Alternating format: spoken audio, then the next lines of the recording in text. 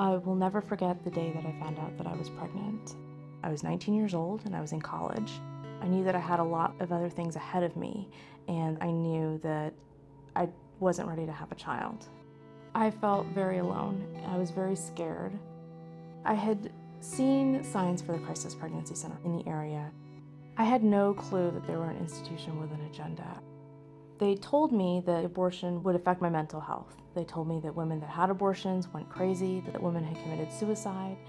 They told me that there was a connection between having an abortion and being diagnosed later in life with breast cancer. I didn't know that what they were telling me wasn't true. I didn't know that they had no obligation to tell me the truth. They came to my dorm afterwards, they called me on the phone, they left materials under my doorstep. It felt like they would stop at nothing to prevent me from making this decision.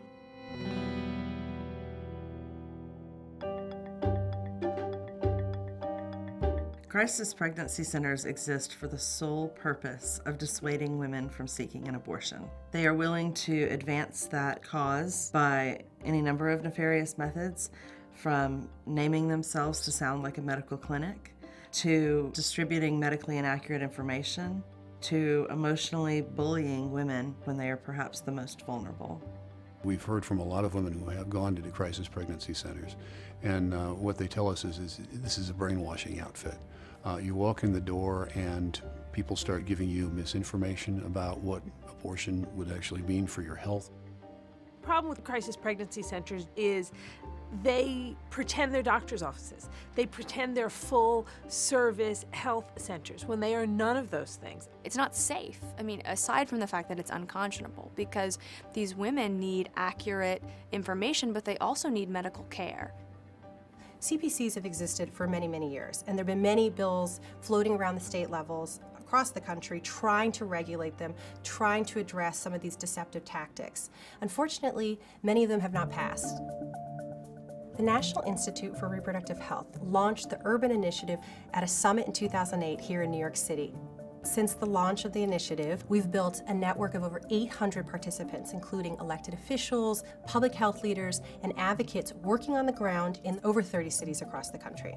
One of the central tenets of the Urban Initiative is this idea that the municipal level, the local level, should be seen as a place where you can affect real change. In the fall of 2009, NIRH hosted a summit in Denver, Colorado. At the time of the summit, Baltimore was already in the process of introducing a disclosure ordinance for crisis pregnancy centers. From that idea, our contact with the city of Austin and the political director from NARAL had the realization that this is an ordinance that could probably work in Austin as well. The conversation at the Denver Urban Initiative was fundamental to us getting our Crisis Pregnancy Center ordinance started and then passed. It was a real great opportunity to touch base with the advocates in the community and get a sense of what the needs are so that we could then address those needs at the local level. I returned to Austin and immediately started working on an ordinance for Austin. Our ordinance requires crisis pregnancy centers to post a sign that explicitly states that they do not provide or refer for abortions, and that they do not provide or refer for birth control services. We are looking at passing this ordinance in other cities in the state. Knowing that there's a model they can work from means that they have the opportunity to replicate with less effort on their part.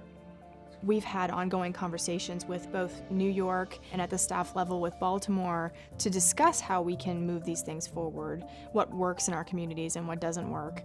And I think we're going to see more and more of that over time. Here in New York City, our advocacy arm, NARAL Pro-Choice New York, essentially did exactly what our partners did in other localities. We conducted an undercover investigation of CPCs that have been doing their manipulative work here in New York City for years. As part of the CPC investigation, I personally went into 13 CPCs in Greater New York. The goal to do this investigation is really to find out what actually goes on there, to see if any lies were told or if any misinformation was given. I was actually in shock. I just didn't know how these CPCs giving out blatant lies could exist in New York City. The NARAL Pro-Choice New York report was more than helpful. It was critical. It documented that problem, which therefore gave us a roadmap to find the solution, this legislation. We talked about this bill as being a real truth in advertising measure because a woman has a right to know when she walks into an office if it's a medical facility or it's not. And the other big piece of this is these women give incredibly personal information to these centers, and this bill requires them to treat that confidentially. So that was an important thing that we did that hasn't been done anywhere else in the country. The law we passed here in the city is pretty simple. It says, say what you are. Say if you're a medical office. Say if you provide abortion services. Say if you provide emergency contraception. Our law supports people's First Amendment rights. It simply does not support people's rights to deceive women in the city of New York. The crisis pregnancy center laws that have been passed by Austin and Baltimore and New York City, they're being challenged, but the reality is Supreme Court jurisprudence on commercial speech allows this kind of straightforward consumer protection regulation.